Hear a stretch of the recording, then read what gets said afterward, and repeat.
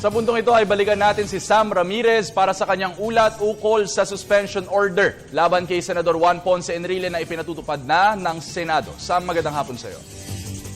Magandang hapon sa iyo, JC. Epektibong suspendido na nga si Senator Juan Ponce Enrile. Ito'y matapos matanggap na ni Senate President Franklin Drilon ang suspension order mula sa ikatlong dibisyon ng Sandigan Bayan na siyang may hawak sa graft at plunder charges laban kay Enrile. Natanggap ni Drilon ang nasabing order kahapon unang araw ng Setyembre.